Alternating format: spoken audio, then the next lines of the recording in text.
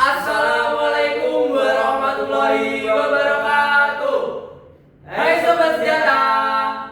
Hai Sobat Senjata, perkenalkan nama saya Sumari dari kelas 12 TBK 1 nomor presensi 21. Dan pada hari ini kita kedatangan bintang tamu, yaitu perkenalan diri kakak. Baik, sebelumnya izin perkenalkan diri, nama saya Ahmad Farul Husaini dari kelas 12 TBK 1 nomor presensi 02. Nah, hai Sobat Poseta, generasi penuh aksi. Pada siang kali ini kita akan membahas tema yang itu, siapa sih diri kita? Pernah gak sih kita merasa cukup dengan diri kita? Apalagi Kak Farhan ini udah ada di tingkat 3 sebagai kelas 12, siswa SMK Negeri Jateng di Pati, yang dimana setelah lulus ini mau kemana sih Kak? Apakah kuliah, wirausaha, atau kerja Kak Farhan? Ya, sebelumnya ingin jawab dulu. Kalau saya ya ikut orang tua aja sih. Ya, saya mau menurunkan ke jenjang yang lebih tinggi, yaitu kuliah. Wow, keren sekali, meneruskan ke jenjang yang lebih tinggi. Nah, beberapa opsi nih Kak. Anak SMK itu kan kadang banyak nih opini orang, ngapain sih anak SMK kuliah, ngapain sih anak SMK kuliah, mending kerja, kan kalian gak SMA. Nah, membuat Kak Farhan itu sebagai tertantang gak dari kelas 10 sampai kelas 12, apakah ada upaya-upaya yang mungkin perlu ditingkatkan, perlu diekstrakan dari teman-teman yang lain? Contohnya kayak teman-teman yang lain hanya fokus kejuruan, terus Kak Farhan apakah lebih beda? Bedanya itu kayak Kak Farhan belajarnya lebih ekstra lagi, atau ada pembelajaran khusus, bimbel, atau yang lainnya? Kalau saya sih ya pokoknya seimbang lah, kejuruan juga jalan, terus belajar saya juga jalan, jadi tidak ada yang setimpal. Nah, kalau untuk pelajaran tambahan sih mungkin saya lebih ke belajar mandiri, belajar ke menonton video atau menonton tutorial di YouTube atau di IG, TikTok, seperti itu. Oke, nah belajar mandiri ini sangat keren loh guys, karena Kak Farhan ini di SMK Negeri Jateng di Pati, yang dimana notabene sekolah boarding. Nah, dalam sekolah boarding kan pasti banyak kegiatan aktivitas nih Kak. Bagaimana sih cara membagi waktu, yang dimana tuh banyak anak-anak sekarang tuh yang bingung bagi waktu, gimana sih caranya belajar, bermain, dan lain-lain gitu. Kalau saya membagi waktu tuh ya tinggal dibagi aja sih kalau saya. Mungkin itu tergantung pribadi masing-masing cara membagi waktunya bagaimana. Kalau saya bagi waktunya tuh bedakan dari yang penting dulu sama yang kurang, ya bukannya tidak penting, cuma kurang gimana ya? Ya pokoknya yang kurang, ya agak gak penting, ya dibedakan dulu. Kayak belajar atau kegiatan asrama itu saya pentingkan dulu, yang lain itu baru disuruh. Berarti lebih diutamakan yang penting dulu, ya, gitu kan Kak Farhan? Nah, bincang-bincang tentang penting gak sih anak SMK itu mengikuti perkembangan zaman? Dalam notabene itu perkembangan zaman yang positif. Contohnya kayak kita mengikuti perkembangan zaman AI, kayak membuat desain dari AI ataupun hal-hal yang lain, yang menurut Kak Farhan itu bagaimana tanggapannya gitu loh? Apakah anak SMK itu hanya fokus dengan kejuruannya saja, atau harus bisa menyeimbangi dengan hal-hal yang baru di dunia saat ini?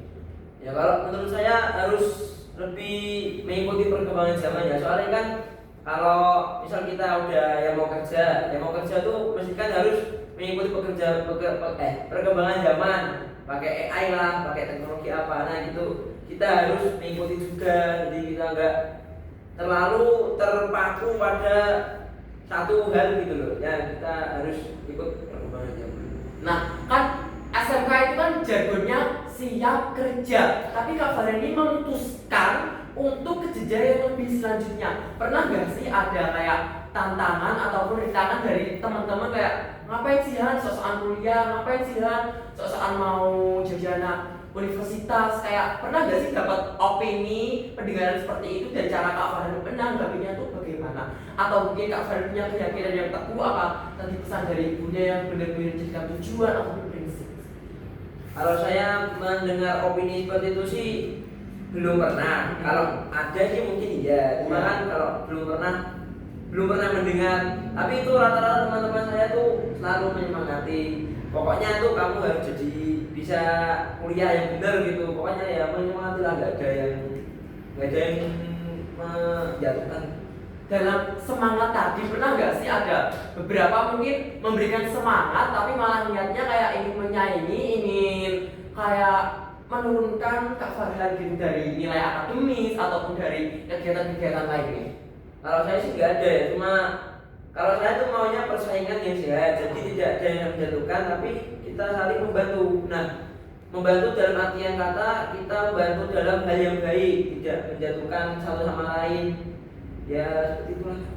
Oke, nah jadi itu anak SMK tuh bukan hanya kayak siap kerja, tapi mungkin ada beberapa anak pilihan seperti Kak Farhan ini yang ingin kuliah karena mungkin lebih kenapa Kak? Kenapa memilih kuliah?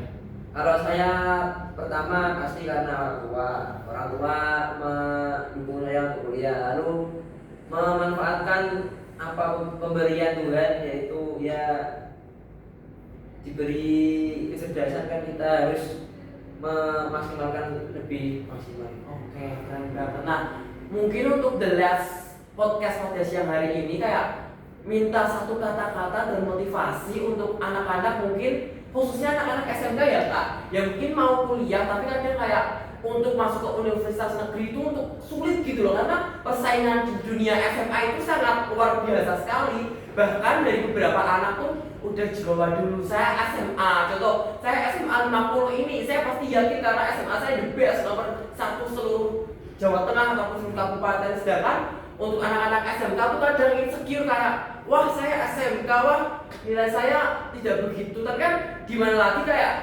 Tuhan itu punya suatu keajaiban. Kalau dari Kak Farhan bisa lah. Kalau dari saya pokoknya anak SMK tuh nggak boleh menyerah sama anak SMA.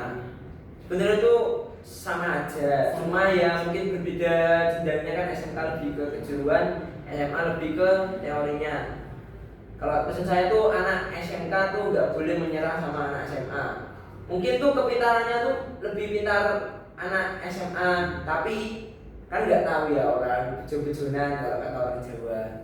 Nah kalau motivasi saya dari saya tuh ini saya pakai bahasa Jawa boleh ya? Tidak apa-apa, karena kita podcastnya bebas sih mau pakai bahasa Jawa, bahasa Inggris atau bahasa yang lainnya pun nggak apa-apa gitu. Silakan. Kalau saya ngasih motivasi tuh lebih ke ini ya, karena guru saya tuh nek ibadah kui ojo ngasih dielengke Gusti Allah. Jadi intinya itu kalau kamu ibadah tuh jangan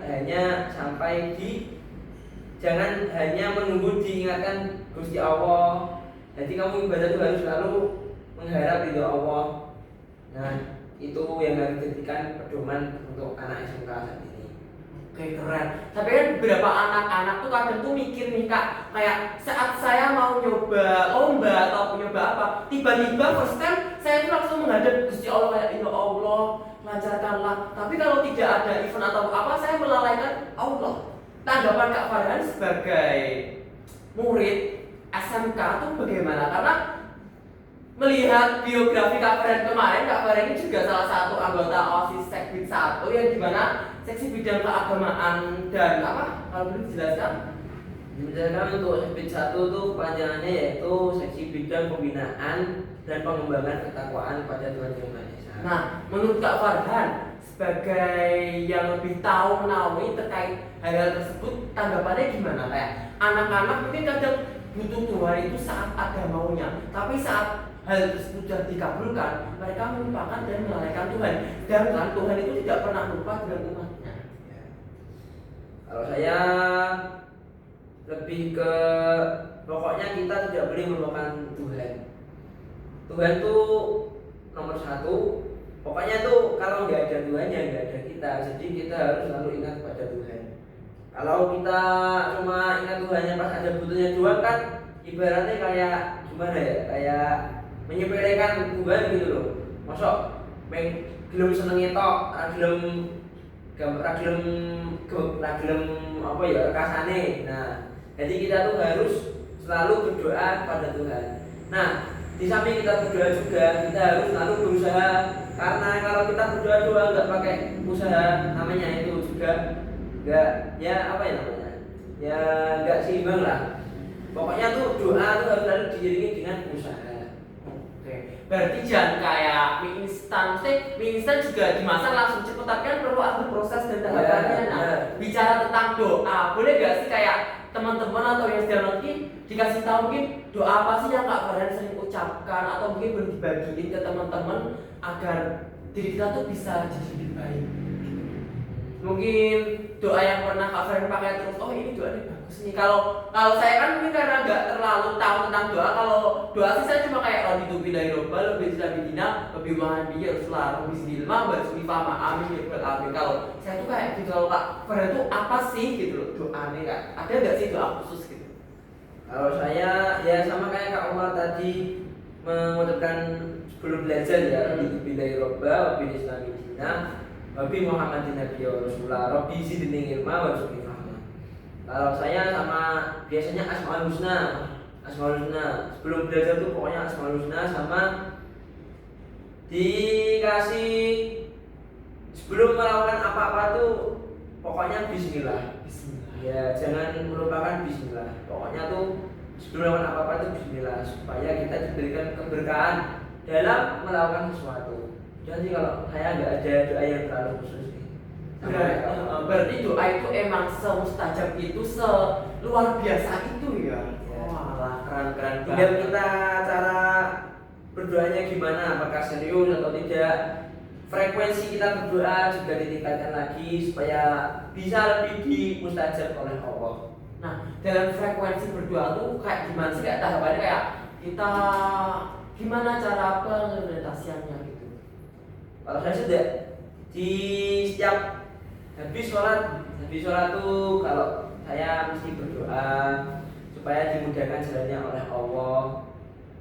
Ya mungkin itu saja sih kalau saya. Kalau teman-teman ada yang lebih bisa lebih mampu untuk mengimplementasikan doa-doa yang lain ya monggo silakan. Tapi kalau saya tuh hanya lebih ke setiap sholat atau enggak setiap mau belajar gitu berdoa supaya diberikan kemudahan. Nah, ini kan Kak Farhan kuliah. Ini belum jadi jelas ya karena topiknya kelihatannya seru, perlu di oven lagi nih. Kuliah itu kalau boleh tahu di universitas mana dan mengambil jurusan apa. Serta ini kan dengar-dengar SNBP atau SNBP kan sudah dibuka dari kemarin dan mungkin sudah ditutup. Udah. Boleh gak sih disepil ke teman-teman? Mungkin teman-teman juga bisa bantu doa untuk Kak Farhan dan juga teman-teman yang lainnya agar bisa dilancarkan gitu. Ya, kalau saya kemarin memilihnya ke Universitas Negeri Yogyakarta di Prodi Pendidikan Agama Islam. Pendidikan Agama Islam, wow, keren sekali. Kan kadang itu ada opsi duanya gitu loh. Opsi duanya kemana? Kalau saya sih opsi duanya mungkin ini, kalian bakal kaget ya. Wah, ini coba. Opsi duanya ini di Universitas Diponegoro. Undi berarti, ya, wow. Jurusannya?